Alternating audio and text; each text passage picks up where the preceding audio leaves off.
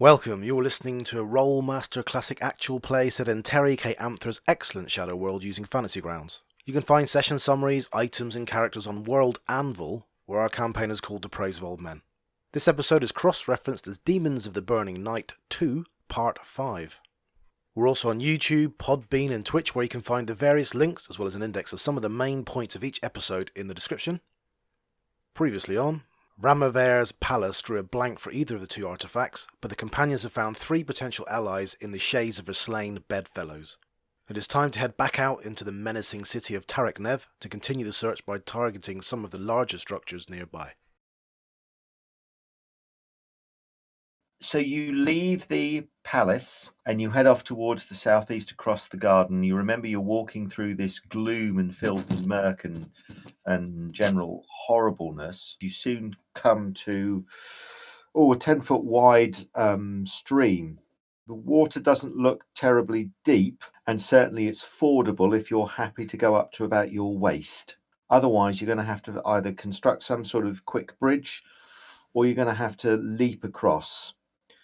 As you scan to your left and right, you can see some narrower stretches, which will narrow the jump to about 8 feet if you want to try it. I don't trust anything in this place, so I'd rather try and jump it. I'm gonna fly across. So it's 8 foot wide. I could take someone. Yeah. Well, we could set up a rope so people could sort of shimmy across. I could I could grab people's packs and if you take all the packs across, if that's all right. I'll take the packs across. That way, if you fall in, I'll do multiple trips going back and forth, flying people's packs and weapons across, and while they work their way across, they jump, and that way they don't get. Okay. So anybody who is unencumbered is still going to have an 8-foot jump, which is not an easy jump. Yeah, I mean, I could do a wood wall, but it's 5 power points. Out of 10 or 20? No, we've got that times 2 power point out of it, but yeah, it's not much. That's it. A maximum of 36 now. You will never hear us say this again once we're back up there. But I could do that if you want to just walk across. But I'm unencumbered, so I don't mind jumping. Why don't we grab a really long table it's like a 10-foot table next in the palace. Yes. Let's just grab one of those guys and let's put that up, legs up, and just walk across on that. I would, if this was a different version of role playing, make a comment about it would be handy if you had a 10-foot pole. But clearly, yeah, that's good thinking. Good thinking. Yep. There's no problem. I mean, you know that back in the large feasting chamber, there are a number of quite long, heavy tables, and with a group of you sort of applying a little bit of brute force and ignorance, which you still remarkably have some of, you can shift one of these tables across to the river, the stream, river, brook, whatever you want to call it, and ford it fairly easily. Can you all give me perception rolls as you finally heave this mighty piece of teak into place? Doesn't have to be in the tower, but you can just for the lols if you want. Silk gets off the table once it's moved. Yes. Thank you so much for carrying me. Thank you very much. Okay. Well, Cherry is at one with the world. She senses everything simultaneously. Victor, you too can hear what seems to be some sort of strange clicking noise. I won't try and mimic it for you, but if you imagine sort of castanets, Spanish castanets, clicking very rapidly, then they stop, then they start again, and then they stop. They're off in the distance, quite some way away. Cherry, it sounds like something is communicating because the noises are coming from slightly different places. Whether whatever is out there has seen you or sensed you, you've got no idea at all. But there are some things communicating to each other. But they are off towards the northeast. If we're putting the table down, I suppose I don't need to be carrying, but I still started carrying while you guys went and got the table. So I said, I'll just let everyone know that there's more than one source of this clicking sound. I go, can everyone hear that? Those who can't, we can advise that. There's things out there, and there's multiple because they're coming from different directions. So be careful. I think we might have to deal with a coordinated attack of some sort soon. Right, everyone run to the to that low building. Let's get inside there. Okay. Well, the building itself, when you approach, and it very quickly looms up out of the filth and murk that has reduced your vision so horribly. So the building that you run to is perhaps about 60 feet or so, maybe bigger, maybe about 100 feet across, maybe about 50 feet deep. Low, squat, ceilings are barely 10 feet off the ground, and it just looks like a granite grey building. There are no doors on the side that you approach, but as you move your way around to the northern wall, you can see a set of large stone doors.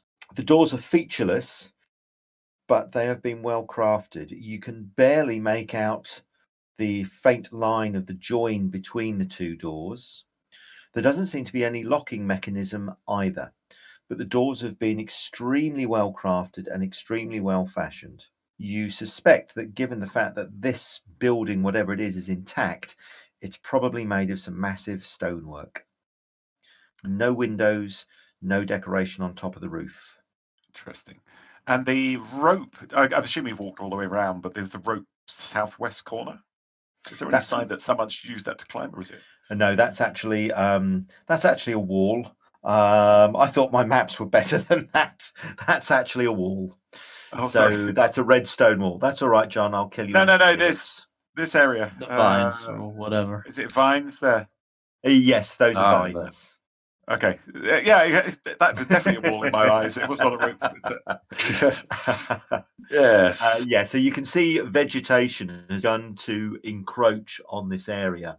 And in fact, if you look across to your northwest, you can see vaguely the hints of more trees, shrubs and bushes. So whatever lies across in this palace area towards the northwest, is forested or gardened in some way.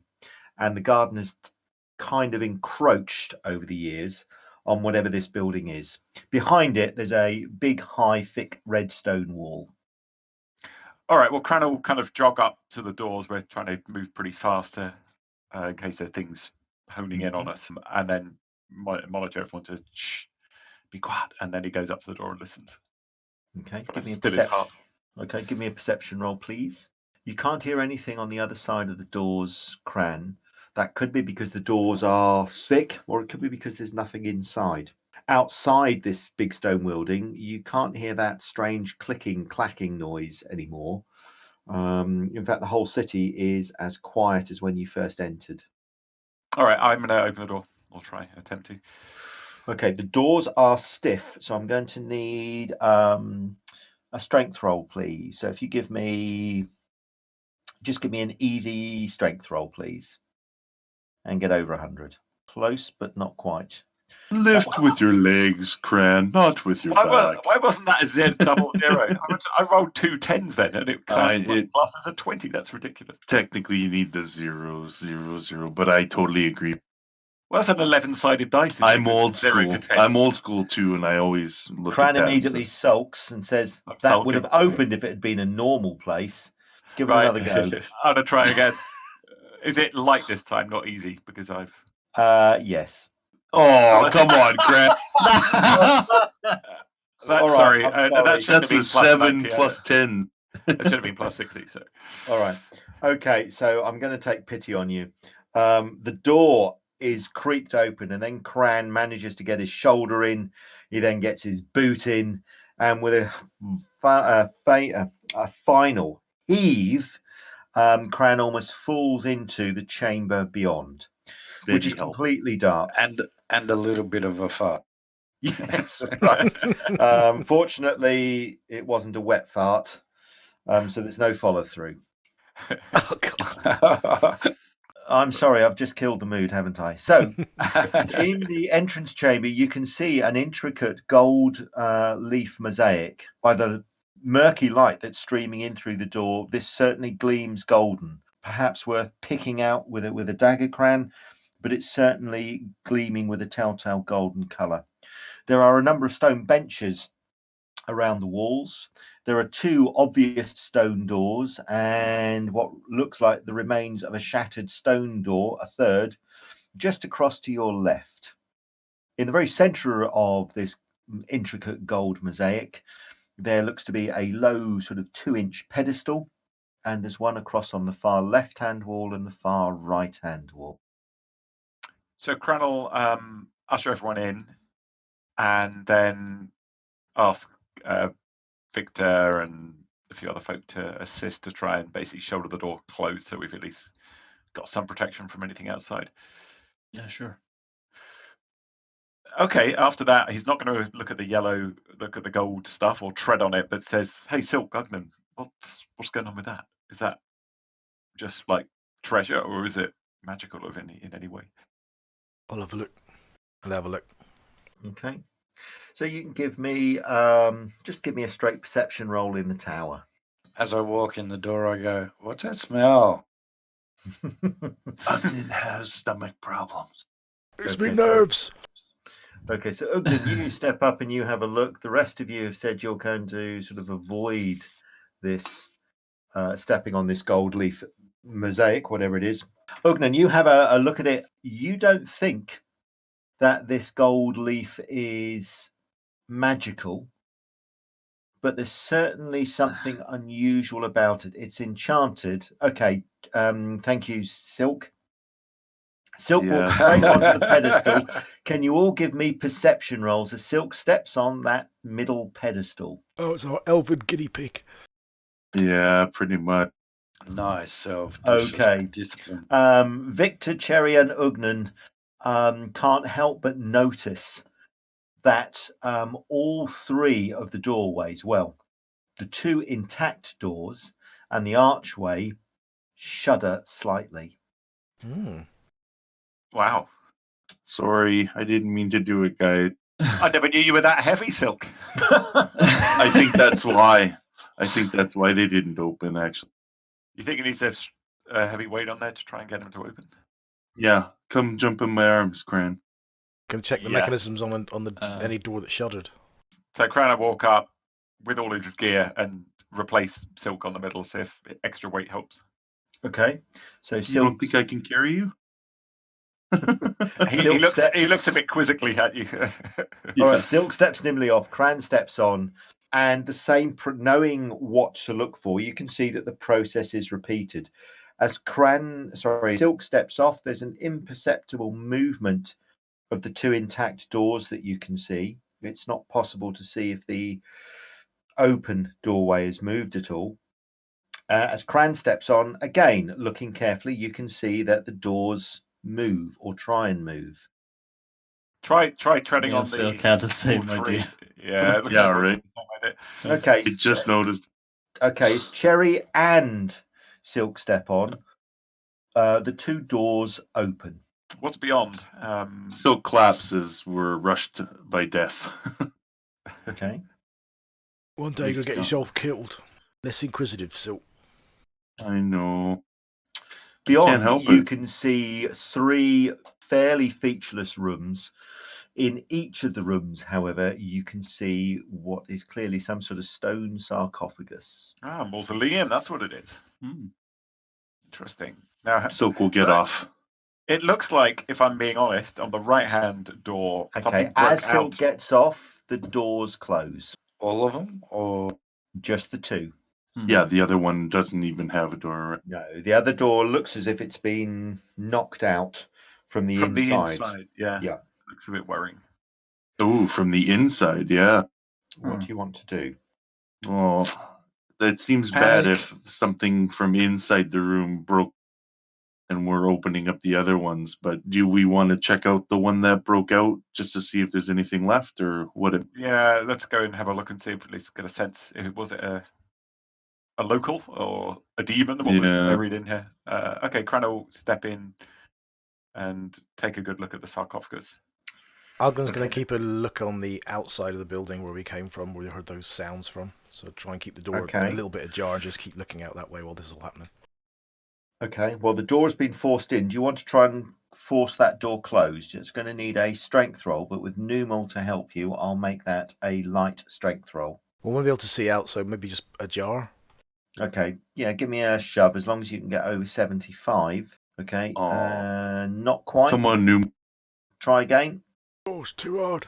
It's It's getting weaker. Still We're all keeps getting hearing. weaker. The Still stone- keeps hearing. Ogden's war cry, oh, be back. Known to bring fear to geriatrics all over the country. There's that shield wall, Asda says, "Oh, me back." Okay, so that stone sarcophagus that you've seen is about 7 foot long, about 3 foot high. It's beautifully carved, but there doesn't seem to be any writing, not even in Black Nuretti, a language which quite a few of you are suddenly fluent in for some strange reason. It was that book that was called Idiot's Guide to Nuretti. Oh, yes. So you can see, you think, carved on the outside, "My aunt's pen is in the garden. Help, help, there are pickpockets about." And other useful phrases in Black Nuretti. Alternatively, you may not be as fluent as you think. My hovercraft is full of eels. That's right, yes.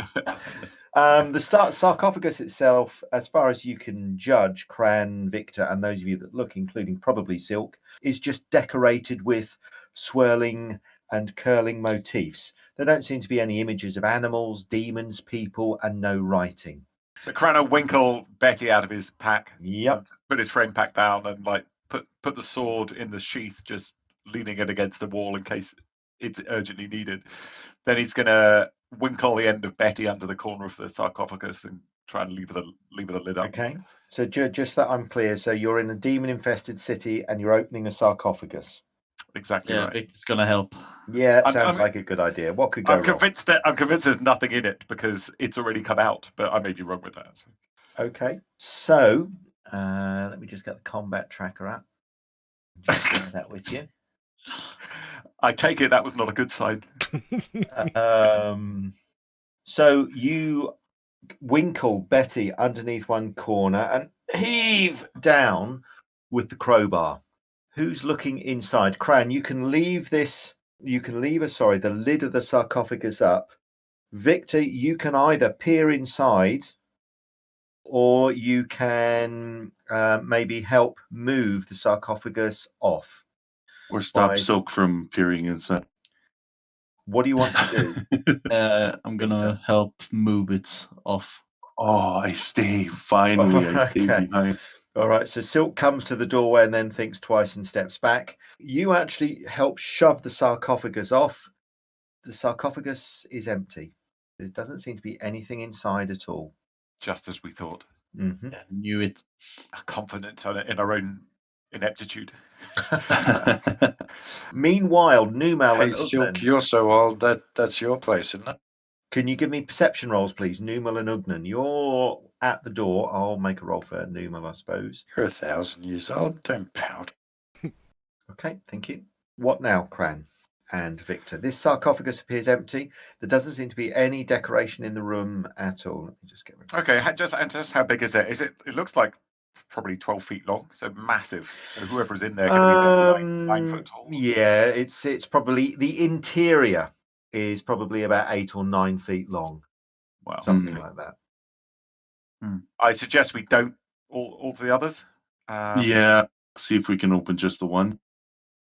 Yeah, it may be worth something just having a look at, just to check around the others to see if they can see any other writing on the rest of the sarcophagi.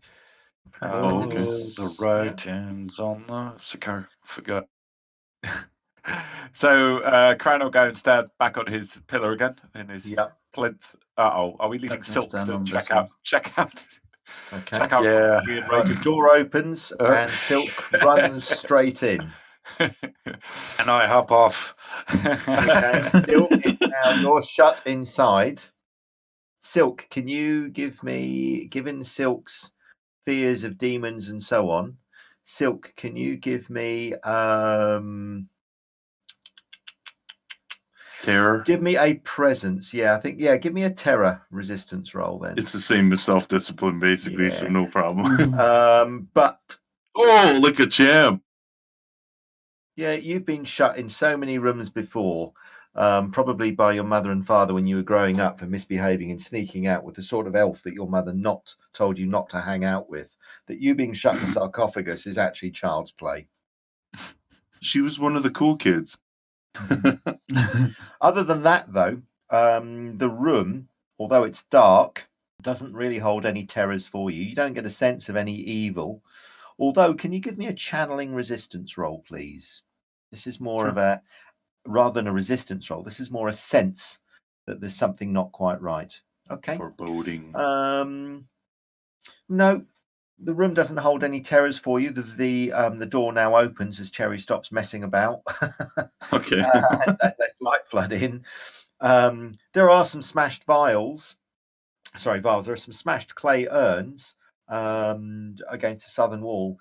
But otherwise, there doesn't feel to be anything wrong about this room. There is, of course, another big, impressive stone sarcophagus that maybe Cran could open up. Do you want to come and stead up? What do you reckon? I'm not overly enthusiastic about opening that, if I'm honest. Don't make me pull my demon sword. There was nothing in there, guys. It was dark and kind of freaky, but otherwise nothing happened. It's a demon. So at least when everything closes, it doesn't open up the sarcophagus kind of. So, Ugnan, you want to come in and we'll look about, see if there's any writing like Cran said? How about we get Numal will stand on. Yeah, Numal will stand on one. Stand on one of the points. Yeah, that's fair. Yep, Numal will stand on one. So you okay there? Yeah, so the door remains open. Ugnan and Silk go into the room. Let's take a look in these little pots.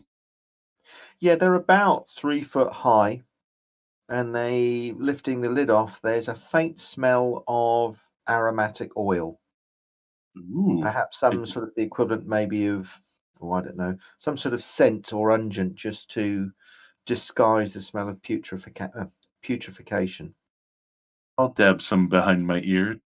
You can if you want. Do you want to? It's been a while since I smelled like a lady. Okay. Or undead. Now you start to smell like you're 1400 years old. That's right. The oil that you dab on your fingers glistens and feels quite cold on your fingers. Very cold. Queen Mab is here. Are you putting it behind your ears? Yeah. Okay. What are you doing? Brain freeze. What are you doing, Silk? Okay. Can you give me a poison resistance roll, please? It smells nice. Can you give me another poison resistance roll, please? What are you doing, Silk? I said a it's dab cool. for each ear. It's really nice. Yeah. Okay. As you add the oil, okay, it is as if, I suppose, and I hate the phrase, a brain freeze takes place. Your eyes begin to lose focus. You get the sensation of being somewhere else, and then you're back here, and then you get an absolutely pounding headache as your power points are drained away to 0. Ah! Oh! That's the worst part. This is a very different kind of perfume. It hurts. But guys, I would recommend fashion is pain, isn't it? Yeah, I would recommend keeping it for fights against magic users. Perhaps you could coat your blade in it. Or throw it on them. The oil is actually quite sticky, so you could use it to coat weapons. You could use it to coat behave. I heard one of you snigger. So you could use it to coat arrows, to coat weapons of some description. And certainly, Silk, you probably know that you avoided serious harm there. Losing power points was quite a lucky escape. Yeah, exactly. No, you could have permanently, given The issue is that you rubbed it sort of on the neck where the skin is quite thin. There's only a small barrier between your neck and big blood vessels carrying blood to the brain. So Right. you were probably lucky not to have suffered permanent damage. Oh wow. So yeah, I at least tell the guys, you know, I think my hardiness kept me from the most damage. So yeah, it might make a good blade. So you've got probably, you can scoop it into something safely. You've got a good 5 or 6 doses or whatever this poison is. I do have a couple of empty vials, so I'll Yeah. fill those up as carefully as. Yep, I think you'd have enough. Guessing about the size of a vial, I think you've got 2 full vials of this poison. Okay. You can label it as Tarek-Nev PowerPoint poison, Okay. just so that we know. You know that it removes PowerPoints, and that's if somebody who suffers the effect kind of does quite well with a saving throw, with a resistance roll. Yeah. So I've got an oil flask as well. If you want to empty that out and use this, I've never used oil before, so That's cool. I've got a spare oil flask in case we need it. So well, you've got enough go for for 2 vials of this, so Silk can probably supply the 2 vials, which will be more convenient ways of handling this stuff rather than having a big flask which is inviting a DM to have it smash when you roll on the floor. Okay. Not perfume then. I'm cold. No. I'm sore. I'm drained. Tomb oil by Tarek-Nev.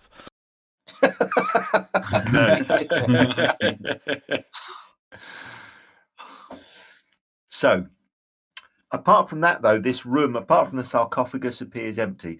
Whatever is in the vials wasn't what you expected, anyway. No, Pungent, exactly.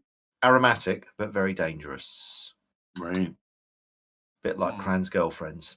So do you think he's only got the one? She's a lovely lady. I wouldn't have anything ill said of her. No, she's a crusty sea woman. Right. Oh, that okay. just brings up grim images. But okay. So, do you want to try and open this sarcophagus, or do you want to leave it? Can I? Well, no one's tried to open it yet, right? So can No. Ugnan get right close up to it, put his ear to it, and just tap it a couple of times and see if he can hear any kind of movement within? It's absolutely solid. The stonework is so thick that if you tap it, it's like tapping a brick wall and listening for noises. You can hear your fingers on the brickwork, your fingers on the stone, but nothing else. Right. And your knuckles come away with a faint hint of dust and grit, but there's nothing moving inside. I don't know. There's no inscriptions, anything on there, anything like that. No, disappointingly. So whoever is inside, whoever buried inside, even whether they're still there, you've no idea who they are. Silk. It should be noted, old RM2 used to have a ventriloquism listing for a skill, so. Yes, it did. Right, Ugnan's not too keen at opening the lid, so he's going to take watch back at the door again. Okay. Yeah. So do you want to get near the doorway in case something untoward comes out of here, and I can. Oh, sure. I'm kind of run back to the door. I'm kind of useless right now. Let Ugnan. I'll watch with the door here, and Ugnan can be more prepared. Okay, so one of you guys on the plinth, if I come running out of there going shit or something like that, just step off the thing and we'll try and trap whatever it is in there. Mm-hmm. Okay. Yeah. All right, I'll get Betty out and try and leave the lid off. Okay. Give me a. You're using a tool, so just give me a medium strength roll. Okay, no problem. So you can lever it up, and as you lever the lid up and over with Betty, you're able also neatly to slip Betty out, so it's still clutched in your hands. Inside, you can see what appears to be the skeleton of a human, male, female, you can't tell. The robes that it was buried in have long since petrified and turned to a fine dust. It was perhaps entombed, buried with vials, but these all seem to have been smashed. Give me a perception roll, please, Cran. So Cran will make the mark of Cass's, whatever Cass makes a mark of to reflect on the dead soldier or something like that. Okay. He'll do that. And then he will have a look carefully. He won't disturb the corpse at all. Okay. Just looking. Looking at the way the limbs are arranged, to seeing and helping, sadly, because of your grim past, you're used to helping lay out the bodies of slain soldiers and sometimes, sadly, civilians. Some, though probably nobody else knows this, civilians that you've killed. I don't know. I made that bit up. You're used to seeing arms sort of folded across the chest, the legs neatly arranged, and so on. The body of this person is in some sort of state of distress. It obviously didn't die comfortably. The arms look like they've been flailing around. You can see damage on the hands. You can see the knuckles are scored and battered and swollen. The feet as well aren't laid out side by side. It looks like they're twisted slightly. And the creature is up on, the skeleton is up on one hip. So it obviously is twisted and rolled and moved inside the coffin at some point. But as you look at it, it doesn't seem to stir. The skeleton is inanimate, and obviously the person who it was is long, long dead. Oh, jeez. This is a bit worrying, guys. This didn't die easy, this thing. Well, so they died alive, buried in there alive. Don't know, or struggled a lot. Can I look at the underside of the lid to see if there's any like scratch marks or anything? Yep, as you suspected, there are the macabre and rather sad signs of scratches. And as you look again at the finger, you can see that some of the fingers are worn, as if even though the figure clearly starved and was terribly emaciated when it finally succumbed and gave up, it was still trying to scratch away at the stone. The vials and you can see shattered remnants of glass, vials or containers of some description that were placed in the tomb with it. That perception roll, Cran, is actually also enough. Actually, 2 have now come through. Both perception rolls. You spot that there were no seals on these vials. There were no stoppers, wax, cork of any description at all. Yeah, so maybe they were just like burnt really slowly to damp any magic ability in whatever was in here. Something like that. Scary thought. Yeah. Yes. And yet, well, there's no markings or anything we can see at the moment. No. Okay. No clues as to what this whatever was in the vials was, and no clues as to the 2 occupants, well, the 2 sarcophagi, and who this occupant was.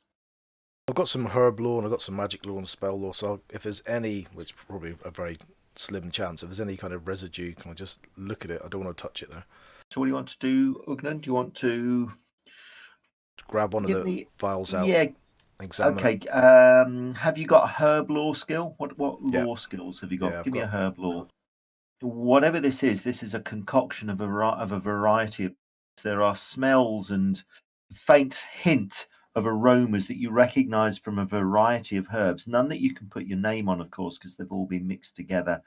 But this was a manufactured poison or toxin or unguent of some sort. You'd need to study it more closely with better light and probably with a proper laboratory to get a better idea of what this substance is in the vials that has been smashed. But actually, as you look at the oil that Silk has got, it's the same stuff. Right, okay. All very strange, all very strange. I don't like the look of that. No, I'm leaving it well alone. Yeah, let's get out of here. Poor bastard. Okay. And you've got people standing on the other arches, and the far archway is slightly more unusual. It's not any more elaborate, but there is writing in the stone just above the door in Nereti. I shall read that. I had a choice between getting 7 good ranks in rigid leather or 7 ranks in reading. I thought, how different this character is. This isn't me being a teacher, but education always pays off. That's right. Being able to read is important. So above the doorway is written the following: Who disturbeth the sleeping queen? Thy luck lose, thy skills fail, and join thy tormentor in the black hell. Ooh. Is there anything about magic failing above that door? I'm not sure if Any other doors have any writing above them? None of the other doors have any writing at all. Cherry, do you want to have a look at any of this? I mean, I know you've got maybe some skills you might be able to maybe ever thought about if we opened this door, what might happen. I can swap with you, like. Oh, okay. Could we like move the benches up on the pedestals?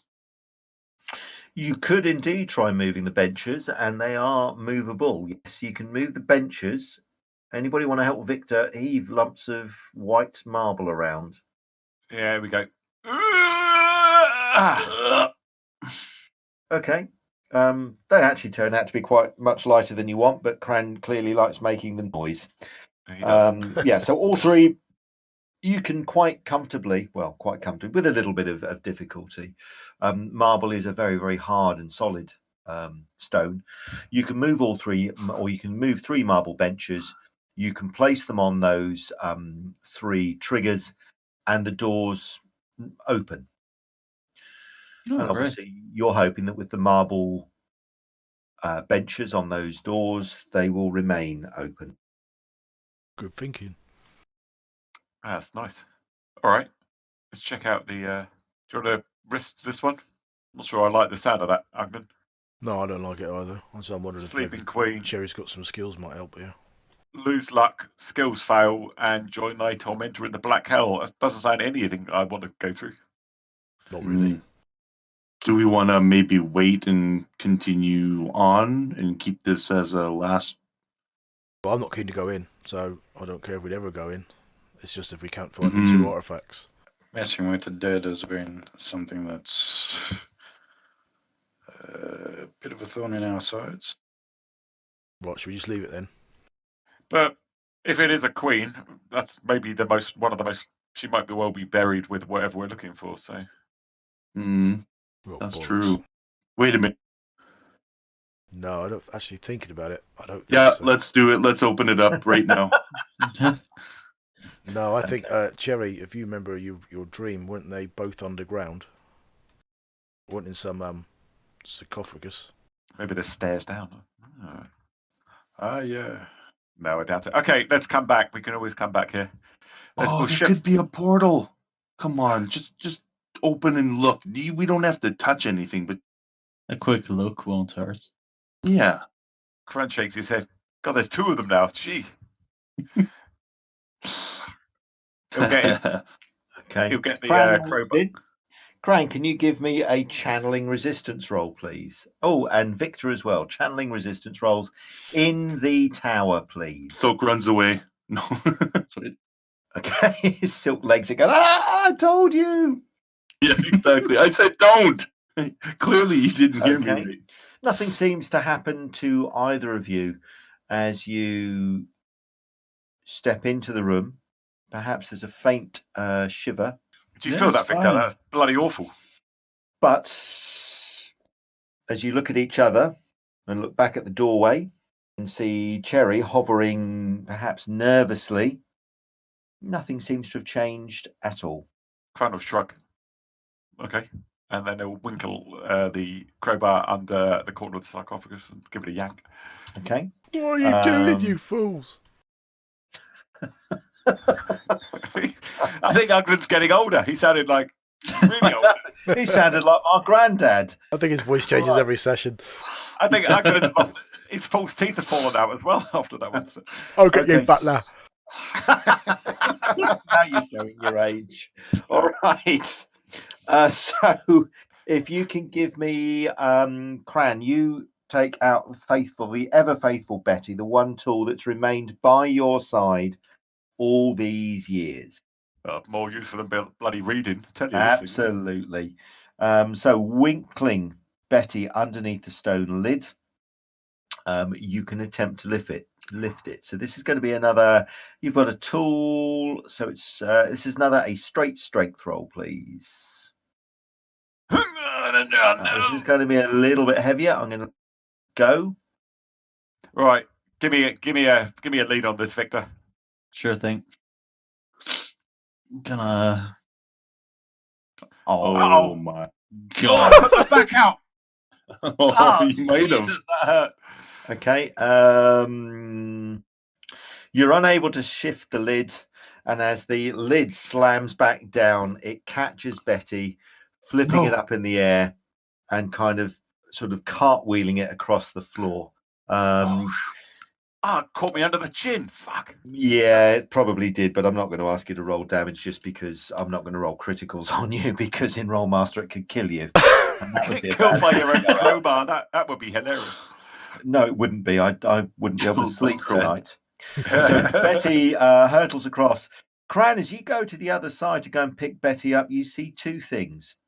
First of all, you catch sight of that far wall, and you see very carefully concealed in the far wall, there looks to be a small wooden door. Also, on the bottom of the sarcophagus, you can see faint writing. So the door on this wall? Yep, on the southern wall. Oh, fuck me, he says. Ugnan, Victor, there's a door in here, and, well, actually, Ugnan, there's some writing at the bottom of the sarcophagus. I felt a bit queasy when I came in, so just be careful. I'm not sure how you be careful, but just watch out.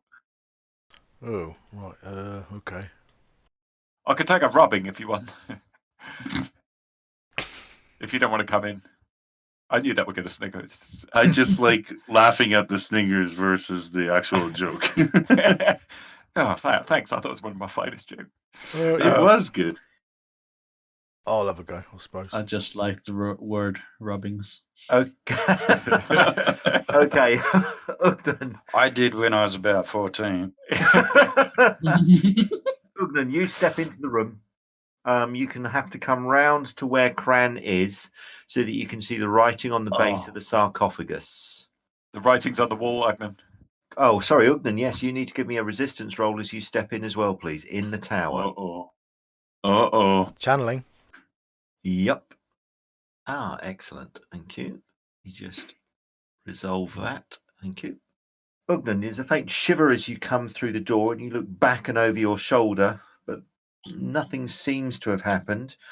Coming next to Cran, you can see that written on the base of the sarcophagus, and as you look a little bit more closely now, you catch that the writing actually does go all the way round the sarcophagus. You can see what looks to be a name. The name is very curly and very stylized. It says Kadena. What? Yeah. Kadena. This is I'll a look bad open one. mouthed. Funky Is this cold. Fucking Cadenas was buried. Oh, right.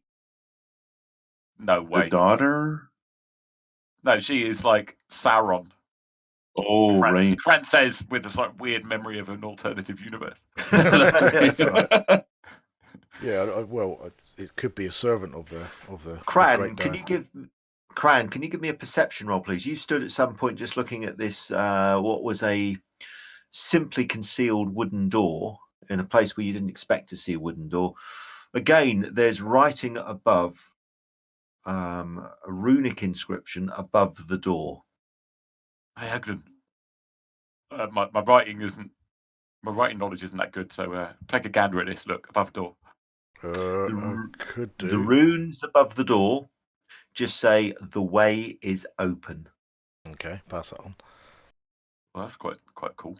So that's on the inside of the door looking out. Yes, as you look at this wooden door, which is quite plain, though you can see as you give me perception roll, please, Ugnan, as you scan the door. Give me a hard perception roll in the tower, please. Okay. You see that there are 6 locks, sort of arranged one beneath the other, running down one side of the wall.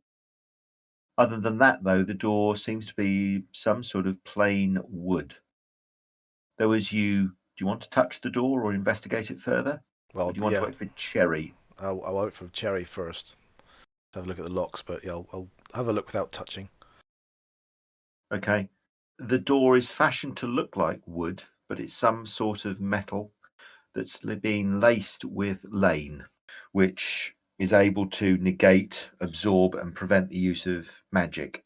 Thought lane was the sorry, glass no, it's stuff. Quigora. I'm sorry, no, I've got the wrong material. That's right. Just give me a lane dagger, and we'll call it quits. No doubt. Give me a Gregora dagger. Well, it looks like Silk's wearing Kagura earrings now. I was going to say we might, if this is what we think it is, those vials might be coming in handier than. So Mm-hmm. how about you hand one to Cran or Victor? Yeah, I'm not Yeah, too go for it, whoever. You've got 2 vials of this. Do you mean the vials that you filled from in the room? Yeah, All right. room from okay. next door. Just You guys have oil ones as well. so that way they can oil their weapons if all goes pear-shaped. Before I start working on the door, I take a moment to activate the tarot, and I'll do Future Visions 5, which is 5 minutes into the future. So what happens if I'm going to concentrate on what happens if we open this door? Okay. So you can see as you step back from the door, Cran steps up, and you can see he stands in front of a doorway that leads into complete and utter darkness. It's completely black beyond the door. There's nothing there at all. Cran hesitates, looks around, and pauses to turn to face you to get further advice and suggestions. And then Silk darts through and vanishes. Totally uncharacterlike. Yeah. Such wicked expressions. And after a pause, you can see, but you can't hear Cherry. You can see Cran swear, and he steps through as well. Yep. Okay. That's better than a jump scare. Okay. I'm happy to work. I was waiting for the arm to reach out and drag Cran through or something. No, there's no arm that reaches through, but Cran It's a and tentacle. Cherry don't reappear. This isn't Cthulhu. Okay. Oh, it's a portal. As all doors are. Okay. So I. Of course. He's already.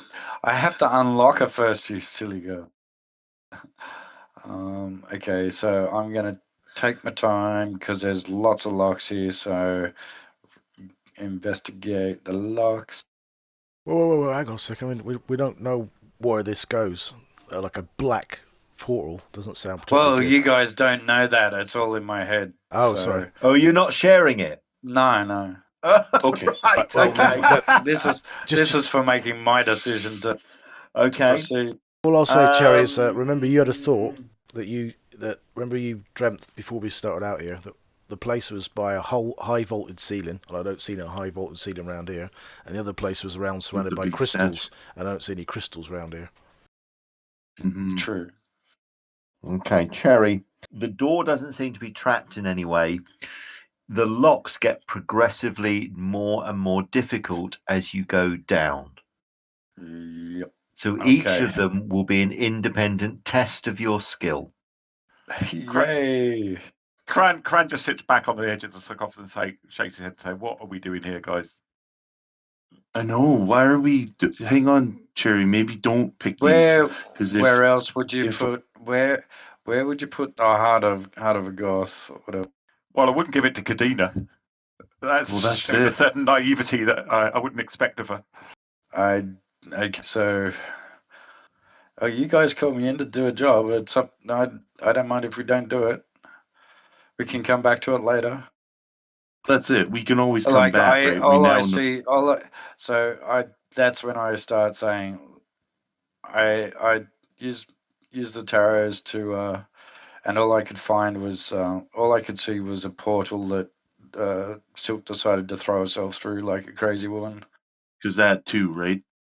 That's not abnormal though, or new information really. You wasted a spell. Yep.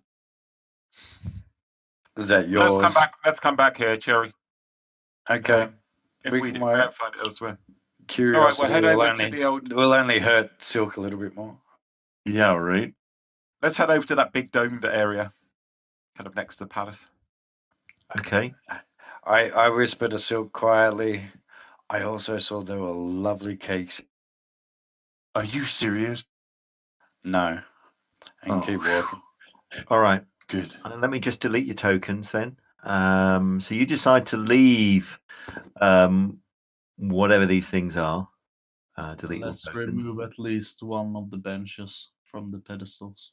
And that will shut the doors. Yes, you can do that. Yeah, well remembered. Yep. So you remove one of the benches, and with a shudder, some of these, or some of the doors begin to close. Okay. So where do you want to head now? The smaller building or the larger building? What's I closest? think the Let's do the small. that one. If everyone's looking at the map. You're okay. Sorry. Yep. Yeah, sure. Okay, so you want to leave the walled area and head sort of back out into the city. Yeah, so back across the river, I guess follow that path. Is it a path or is it a wall? Go out the wall It's and a then wall. follow the wall line and It's then a wall. back into the gate. Yeah. So you head out, and the easiest way that you can kind of get to where you want to go is to follow that red wall which runs, or that reddish stone wall which runs all the way around the palace area. You're able to do so with not too much difficulty. You move through a number of ruined buildings, but keeping, because of obviously the filth and the murk, an eye on this wall. You eventually make your way round and come through to a pathway that leads to a large sort of open building. The building you come to is open, square, and flat. The ceiling itself, possibly arches up maybe 50 or 60 feet above you. So is this a big domed building? Yes, it is. Optimistically. Yeah, it is. So you've come to a featureless wall of greyish granite that marks this building out from the rest. There don't seem to be any other features whatsoever in this building at all. The door itself is sort of a charcoal grey material. But as you approach the building, there is a strange chill that comes off the door. And the black murk that kind of fills the air around you seems to be slightly thicker around this building. You can see to the left and to the right of you that this building, rather than being square, is perhaps some sort of triangular or some sort of geometric shape, because the left and right hand walls slope away from you. There doesn't seem to be any lock on the door, Cherry, but it looks to be quite heavy stone. So you're going to probably have to make some sort of brute force effort to get in, if you wish. Cran lives for moments like this. Cran's takes up with his trusty crowbar. Okay. So to force open that door, if you want to do so, Cran, that's just going to actually be a light strength roll, please. Oh, bloody heavy. Victor, do you want to take a crack? Here's the tool. Are you going to let somebody else get their hands on Betty? Yeah. Swap out a Victor for a new mold GM. I'm casting judgmental eyes on Victor's handling of Betty. Okay. So, Victor, give me a light strength roll, please. No, he's no more lucky than you. You can get the door moving, but then it seems to get stuck, as if there's something barring the way.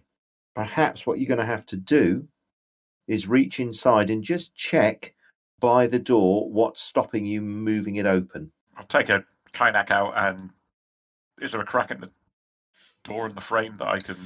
No, whatever's stopping the door is on the other side of the door. You're going to have to reach in around the door and just with your hand feel around the other side of the door. What could go wrong? Okay, I'll try that. Okay. If that doesn't help, I can reduce the strength of the door for you guys. I'd have to use one of those gemstones. are being tapped out. Okay. You kneel down on the floor, Cran, and gingerly stick your arm into the room. As you push your arm into the room, you can feel the air beyond is cold, but not as cold as you perhaps feared from your approach to whatever this room houses or this chamber houses. Feeling around on the floor, you can feel steps. Beyond the door, there are some steps which lead down, and it looks like there's a piece of stonework which has just got wedged under the door. Perhaps if you used Betty, you could clear the stone obstruction, and then you could then open the door. Give me a routine strength check to just use Betty to clear away the stone debris, and then you can make another strength check to open the door. Just give me a hand here, Victor. Really jammed. Okay, so Victor helps well.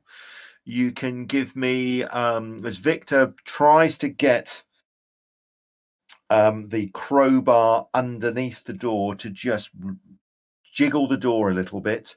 You can have another go. So this will be a routine roll again. Sorry, this will be a light roll. You can have a +10 because there's two of you having a go at this. Well, sorry, it should be easier. Give me a simple roll, please, Cran. Simple strength roll with two of you working on the door. Should be easy to just jiggle this door around. In fact, you almost take it off its hinges. So the door is now free of the obstruction. You can now give me a routine strength roll to open the door the rest of the way. I hope. Oh my God, these rolls are getting awful. Look at that. 25, 25, 20, 27. At least it's not combat. If you remember, you passed through a cursed archway a while ago. It's clearly having an effect. God, the GM's influencing the very fabric of Fantasy Grounds. Oh my God, what power! It's a new extension I've loaded.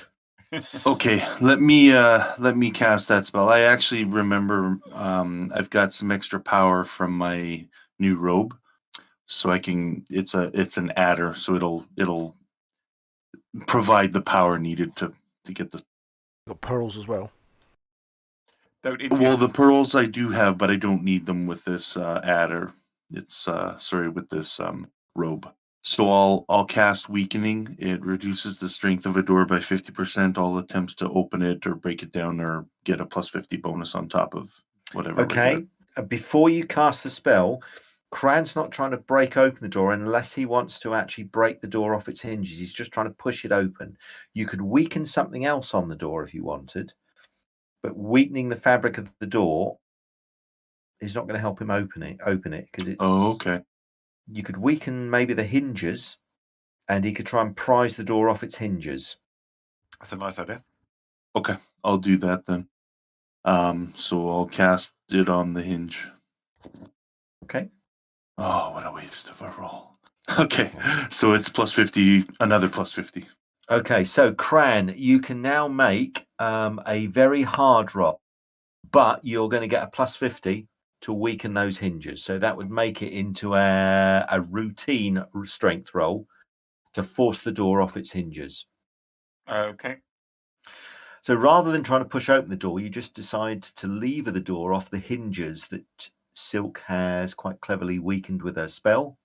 And with a crunch, the door totters and crashes to the floor inside.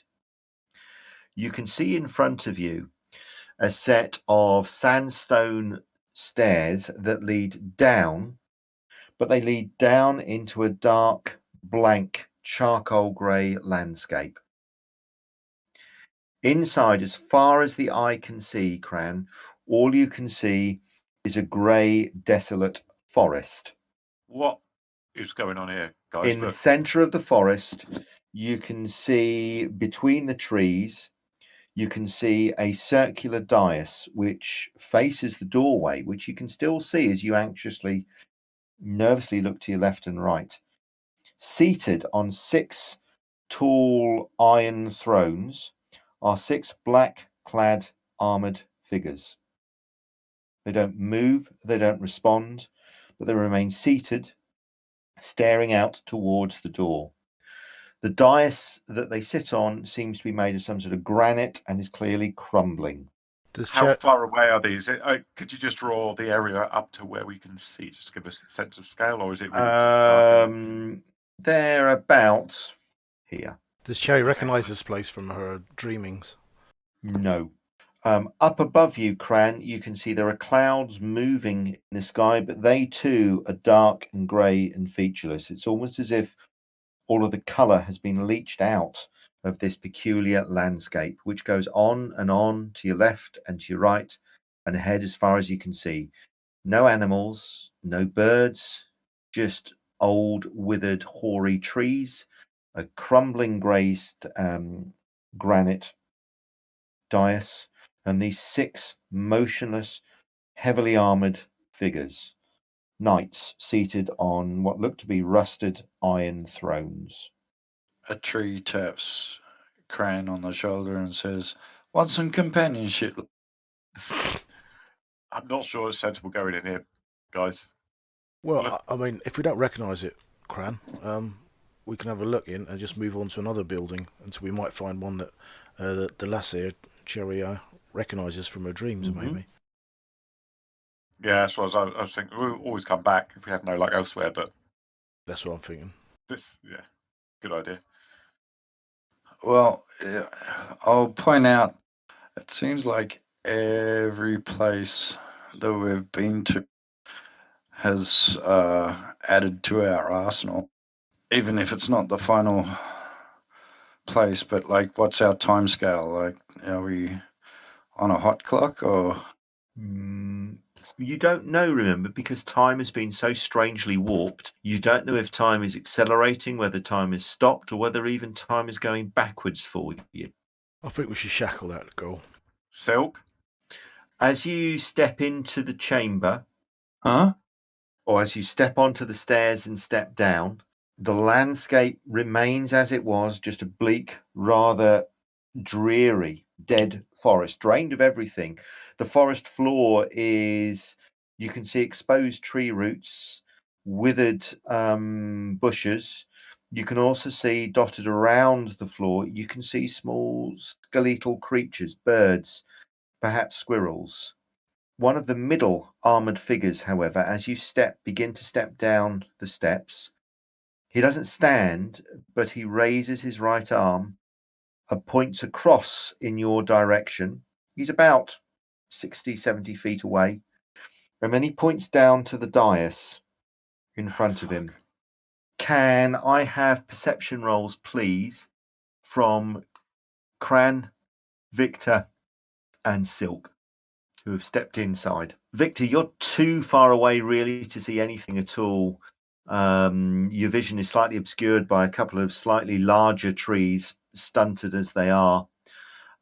Silk, too, looking down, you're more distracted really by the poor remains of, you guess, to be just simple woodland creatures, squirrels, thrushes, robins, and so on, dotted around on the floor, long dead, their corpses just lying on the ground, though they look to be clustered. It looks as if, you know, they've died in groups. Cran, for you, as you look across and look to where the armoured figure is pointing, you can see a couple of names that you remember from your past, names of comrades who died in combat. Their names etched into the granite of this dais. Can you give me a channeling resistance roll, please, Cran? Cran, you can see your name now begins to appear on the dais. Ooh. Cran will frown, shake his head, and just walk resolutely towards it. Cran, can you give me a perception roll, please? You can give me a hard perception roll, please. So as you step off the stairs into the forest, your iron-shod boots make a strange noise on the bare earth. They don't make a soft thump. They make almost a clang as if you're walking on stone. So but as you look round... This is an illusion. Well, as you look down and shuffle your feet, actually it disturbs dirt. Do you want to investigate further? He's trying not to believe it. You can try not to believe it as best as you want, but you can see the tree roots reaching up and out as if they want to grab you. As you take another step, there's that clanging noise again, but it's fainter perhaps this time. Cran shakes his head. He's going up to where Cran was starting to be written on the dais. Okay. The figure has now stopped pointing and is just seated staring at you, Cran. You can see a number of names that you recognize going around the dais across to the right and to the left. Names that you sadly recognize. Some friends, some just comrades, some particularly brutal warriors who fought alongside you, but frankly, nobody missed them when they died. Your name is also there, but nothing else seems to happen. And the 6 mute armored men, knights perhaps, just stare out motionlessly across towards the door. So Cran's going to look at all 6 knights and say, "What is this shit going on here?" And they don't seem to respond at all, Cran. What's the matter, Cran? I'll look back at Victor and Silk and say, "There's names of a lot of my comrades from the days in the mercenary company on here, and some are right old bastards, but some are really good people. And my name's on here as well. Well, it was only just being carved as I was walking up." How's that possible? Yeah, that's very exacting for. I don't know. It's bloody Certain weird. regions. But also, when I was walking up here, my boots were like ringing on stone. But look down, it's forest floor. I think we already established you can't really trust much you see here. Come out of there, lad. Come on. Victor, can you give me, as you step off the stones onto the withered forest floor, can you also give me a channeling resistance roll, please, in the tower? Yep. Mind the dead animal. Victor, there's a vague sense of unease as you step down, and similar to Cran, you notice one of the armored figures, one of the 2 middle figures, slowly raise an arm, point toward you, and then motion down, guiding your eyes towards the base of the stone plinth. And again, you can see friends, or the names of friends and acquaintances who have died. Your mother, who died in a fire, your brother, who died of the plague when you were still young, also comrades who died in the mercenary company similar to Cran that you fought in, and also your own name now begins to appear. Damn. It happened to me too. No, I don't want to go in then. Yeah. I don't want to be reminded. No, nor me. Yeah. I don't like this place. Get out of here. Yeah. Yeah. And like a marquee, it also says, "Brad and Janet, get back together." Are you leaving? Yeah. Yeah. Are you sure? So Well, normally would be one to Cherry- continue. Cherry suggested that everywhere you've been, you found items. Okay, Cran, you're adamant you're leaving. Victor, you're adamant you're leaving. Yeah. Okay. It's freaking you out. Yeah, Silk too. Once they start talking about names of comrades of old, I just close my eyes tight and walk back. Okay. Yeah, it's not particularly welcome in a room where it's got people that you know who are dead etched on. As soon as you walk in, it etches your own name on. It's not like saying, "Welcome, there's free sausages." Mhm. No. Always with the sausages. I love You didn't see sausages. my mother's cooking. That's how most of them died, wasn't it? Exactly. And Ugnan, I saw you sneak that. Draft. Okay. Where next? Do you want to check out that smaller building? That means you're going to have to enter the palace, and probably your easiest route, if you want to check that out, is to follow the small river. There is a small stream that you can see. If I just arrow that on... Oh, we can't go over the top of the wall behind this building? You could climb over the wall if you wanted, or you could just go back in and follow that stream. Yeah, You okay. Or you could start climbing over walls if you want. It's entirely up to you. How tall are they? Those sections that are intact are perhaps 12 to 15 feet tall. Very thick stone. A difficult climb, but not an impossible climb. In some parts, however, the walls have been crushed down and knocked damaged to about 5 feet or 6 feet. A routine climb, but you're not sure how stable the walls are. You could crumble the stonework and pull it all down on top of you. Sorry to ask, but where did we just come from on the black and white map? So the large circle. Okay, there, go. And we're heading towards that one, I think. Yeah. So you Gotcha. can climb over a couple of walls. Well, one wall. Yeah, let's try finding a low spot. Cran will Yeah. navigate across it, see if he can. Cran's got his axe out at the moment, not his sword. He wants to keep the powder dry on that if demons come in Okay. from all sides so he can unsheath it. Okay. So hugging that left-hand wall, you can go round to your left. Remember, visibility, unfortunately, is reduced significantly. Right. And you eventually come to that telltale big sort of reddish wall. So moving around, you soon come to a section of the wall that you can climb over fairly easily, or you think you can climb over it easily. Give me perception rolls just to double check how easy that is. Yep. With very little effort, and I won't ask you to roll, you're able to scale that wall, and you soon hop over and pause to catch your breath, and you now stand on the other side of the wall. You know that somewhere off towards your north, there's that other small building, gazebo or whatever it is. Dimly, Numal, Ugnan, and some of the others, you can see what look to be some stone statues. The stone statues are fantastically well carved, life-sized, and they seem to be bearing arms. Humans, you think, but it's difficult to tell from this distance. The two that you can see have their backs to you. Before you contemplate investigating further, however, you can hear that click-clacking noise. Only this time it's a little bit louder. Then it stops. And then when it starts again, it's within 100 yards of you. And then it stops. Can you give me perception rolls to maybe pinpoint where the clacking noise came from? The last clacking noise you heard was there. And then you hear two more.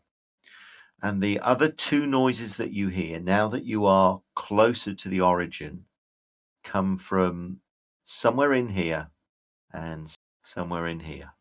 And before the last day or two, have we ever heard this clacking around here? No, you haven't been obviously to this area, but you've not heard this noise at all anywhere else in the city, in the ruined city that you've been in.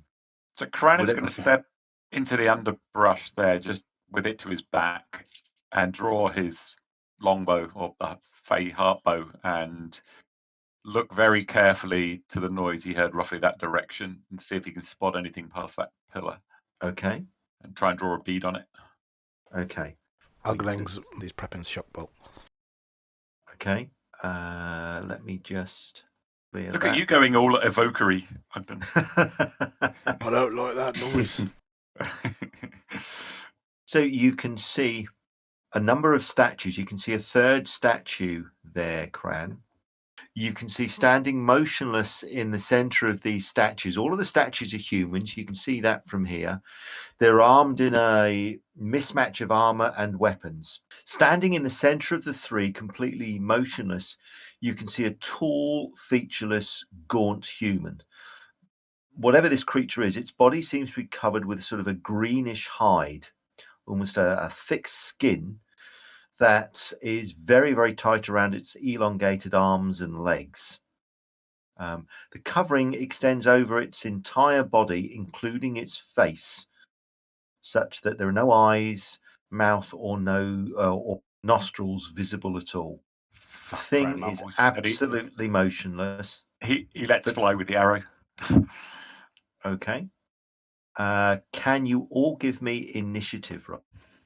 What do you got in mind again, lad? Oh my, that's a very fast initiative. Holy mackerel. Silk starts trying to scramble over the wall again. This initiative is about what my quickness is. I rolled snake Actually, eyes. Cran is really quick. He's just big, unfortunately. All right. Cran, you fire that arrow. I'm going to let you get your arrow shot off so you can. Well, I better share the combat tracker with you. Oh, you can see the combat tracker, can't you? Yeah, Sorry. you have shared that, yeah. So off you go. Let me give it a title. I'm going to imaginatively call it Thing 1. I rolled 2 ones, John, and I still beat you. Yeah, I'm not. Well, I'm quite quick. I'm just not very good at initiative. So, Harbo. Your arrow strikes the creature, but as you expectedly, I mean, that was a good shot. And as your arrow plunges towards the creature's face, it just steps out of the way, and with a blur of motion, almost faster than you can see, it moves across to there and stops. Oh my god. It moved past you. You can see that as it moved past you, turned to face you, its arms make a curious windmilling motion on either side of its head, such that as it pauses, its arms are facing outwards. And as it does so, you can hear what sounds to be two slightly, they almost sound like something making a puffing noise, as if somebody is blowing. Cran, you get the sense that something flies past you and it just pings off the side of the bow that you've got. Something flickered off the bow. You don't know what it was. You didn't see what was fired at you, but it just catches you across the cheek, whatever it was. You've no idea what it was. Fuck, that thing's fast. Watch out, everyone. The second thing that it fires at you also flickers off your armor, flickers off your armor this time, and just catches you across the cheek. Again, 2 flesh with 2 small scratches, but it's motionless. Silk, what do you want to do? Silk tries to scramble her brain at seeing this thing so fast. Is that like demon lore, or? You can give me a demon lore roll, I think. No, this isn't a demon. If you remember, your weapons would probably respond to their presence. No, you don't think they're demons. You do. Give me a nature law roll. If you've got nature law, I'll let you make a nature law roll to give you a sort of a chance. I'm looking. I don't see that, so no. That's okay though. If it's not a demon, she's happier that way. But she's gonna cast with her adder. She's gonna start casting, and she'll move 10% to get to here. Ogden, get him. Okay, so Numal will move towards the creature, and he'll move half because he'll probably have to draw weapons, and so on after climbing over. Ugnan, your turn. Well, he was prepping shock bolt, but as soon as he sees Cran's almost excellent shot fly at the speed, he thinks, there's not no point in that, so he stops and starts prepping hold kind instead. Okay. Cherry. I think I'll draw my sword and wait near Victor. Okay. Victor, it's your turn. Victor is gonna pull out the remorse. Yep. And start moving towards it. Yep. So okay. That's about it. Cran. Cran's gonna drag his sword free and then kind of try and merge with the heartbeat, sense how fast it's beating. Okay, the right. You remember that this town saver, shield breaker, beats in response to the danger. Mm-hmm. You've never felt it beat. It's beating like a rabbit's heart. Oh fuck! This is the most dangerous situation you've ever been in. Whatever this thing is, it's very fast. And as you draw the sword, you get confirmation from Silk, or you get confirmation of what Silk said, that this creature isn't a demon. There are no bright lights and flashes from your sword. There are no demons in the area here. These creatures have kept them away, whatever they are. That's a bit worrying. Cran says Okay, everyone, back off slowly. I got a sense that thing didn't try to kill me, just warned me. Okay. So then Ugnan's gonna. So I suspect they're guarding a grave or something, or those are very important to them. And he's going to kind of go down there. His aim is to go along this way, along the wall, and then kind of around.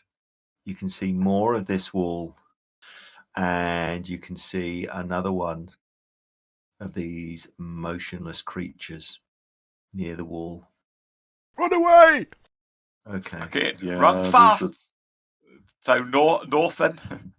Right. Initiative rolls, please. Well, can we not just go back over the wall? Okay. The first creature, it moves, and again makes that strange propelling motion. Only this time it doesn't attack, but it's clearly gearing up to make an attack. This creature similarly moves, hurtles across, and again is windmilling its arms. So both creatures have moved astonishingly quickly. Actually, that one will have to move too if it was going to move there. Basically, it goes through the underbrush and vanishes from sight. So it's on the other side, out of sight, but I'll leave it visible on the tracker. You can see thing one windmilling its arms, obviously ready to do what it did last time. Silk. Okay, second round of prepping. Fly is what she's casting on herself, 150 feet. But that's not done yet next round. Okay. Numal will run after the creature to try and hit it. But he's not going to get there this round. Well, I suppose if he runs, he can't hit it. So he's going to get to there and ready. Ugnan, what do you want to do? So they could have fired at us, but haven't fired anything at us. Well, you don't know. They haven't fired. Give me a reasoning roll. Ew. No, you've no idea. Whatever these creatures are, they're very fast. They're not demons. They're some sort of, I don't know, spirit or something. You guess. Their speed is connected, and their vast or their speed is connected with the way they attack. They haven't clawed or hit you. You suspect they're firing something, and they need to build up speed to fire something. Oh, so good, yeah. Okay.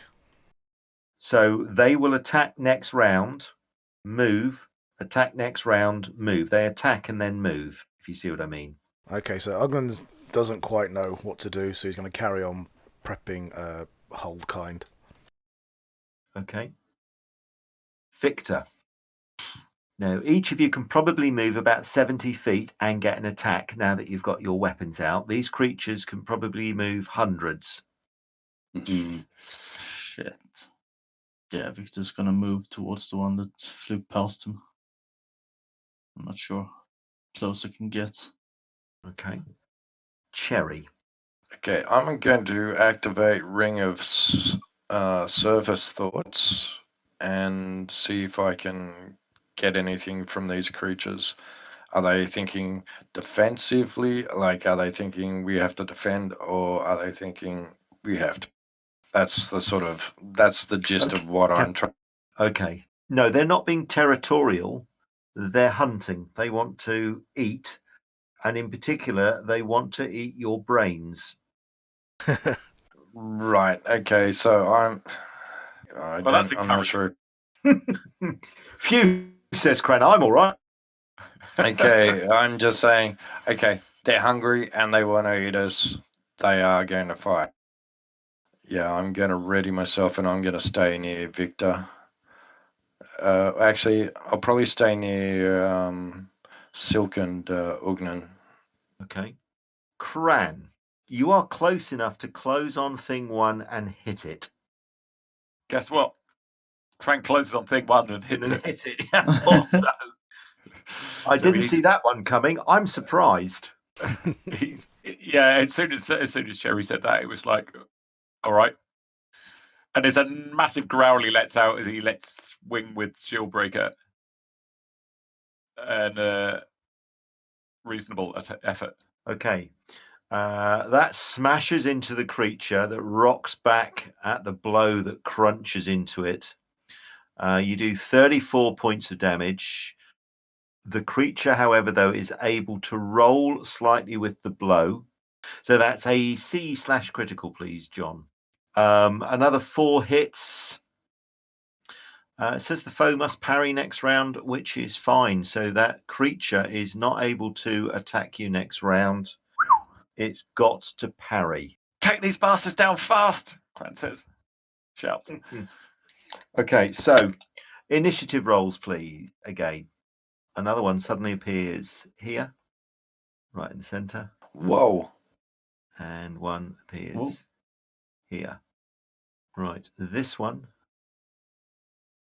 comes across to here, windmilling its arms, but it won't attack this round because it's only now got line of sight. That one's done. That one can't move. Silk, you've got a fighting chance, perhaps. Nope, she's got fly cast on herself, and she's gonna almost twist in the air and land on top of the roof of the building. Okay, so the roof of the building is about 50 or 60 feet up. How fast can you fly? 150 feet with fly Okay. to. Right, you fly up into the gloom, Silk, and you can't see anything beneath you. Fair enough, then. You'll fly She'll up. land If you on... fly up, you're going to fly up out of sight, I'm afraid. Yeah, she'll land on the roof then, and then that'll be her turn, and she'll go from there. Okay, it's Numal's turn. He will come round and move at the creature. Okay, so the creature isn't moving this round, so he will have a go at it, and that misses. Ugnan. Okay, he's going to take a step forward, which will bring him into 10 feet, and then do hold kind on thing 3. Okay. Oof. Okay, it makes its resistance roll. What level is the spell? It is, well, I'm level 9. It's Yeah, the okay. spell is level Right, fine. Yeah, it's the level of the 5. caster, isn't it? Not the level of the spell, isn't it? If I recall correctly. Okay. So level 3 is held. So how long is it held for? As long as I concentrate, it's at 25% of activity. So minus Right. 75 25% of activity. So however you want to handle that, either minus 75 to everything or 25%, a quarter of everything, up to you. Okay, right. Thank you. So you feel a battle of wills, but you're able to control thing 3. So I'm just going to make a mark that it's at 25%. Cherry, your turn. Cherry's gonna take a swing with a katana at thing 3, since it's right next to it. Defensive slash. That misses, I'm afraid, Cherry. Yeah. Victor, your turn. Yeah, Vic's gonna take a slash at thing 3 as well. Okay. Heat blade then, first attack. Okay, so the heat blade does 11 points of damage to the creature, but it manages to twist as you slash in with remorse. And although it's cut, the flames from the blade don't manage to catch it. Now make your second attack with the other end. So you deftly whip the scythe around and catch it with the ice blade. Off you go. That's an even better hit. And you catch it with it's the ice, isn't it? Yeah. So you will do let's see, that's a D. So that's A/critical, please, first of all. Okay, which is another 2 hits. But it's got to parry for the next round. So Yes. it's going to be unable to hit. So must parry Nice for work. 2 rounds. But you also get to do a cold critical, don't you, I believe? Oh, nice. Wow, 98. That's chilly. Pretty Okay, cool. the B cold critical catches the creature across the neck, and the creature collapses to the floor with ice forming around the creature's neck. Victor, you notice Victor look down at the creature and then calmly step forward and smash its head to splinters underneath his boot. It's dead. Yeah. Nice. Beautifully done. Okay. Well, that was disappointing. Well, we're going on for an hour and a half now, so that's where we're going to leave this episode. Thanks very much for listening, watching, subscribing, all that kind of bollocks. The ways to get in contact with us are in the description. Until next time, cheers. Bye-bye.